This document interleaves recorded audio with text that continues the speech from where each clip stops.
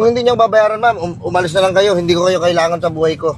Ikaw ang umalis dito. Hindi, alis ako. Ipuntahan mo yung pupuntahan mo. Kung mapupuntahan mo! Tarantado rin to eh. Paano ako magdadrive ngayon dito? Ano? Ano ako magdadrive ngayon? O gusto mo ganito? Malis ka na, tapos mag-book ka na lang ng Grab. Ako? Oo, alis ka na lang, punta ka na doon. Para makapunta na ako sa kasal, no? Oo. Oo, tama.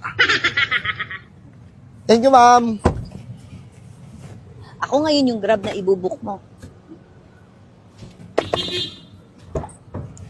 Sir, Grab? Ito pa ba yung Grab? Oo. Saan kayo, sir? Sa kasal, sana. Sige, walang problema, sir. Pero dadaanan din ako, sir, ha? Kaya ano lang tayo. Sige na, sir. Okay lang yan. O, sir, babayaran mo muna ako bago ako mandar. Huwag na, ayoko na dito. Kanina, ganyan din ako eh.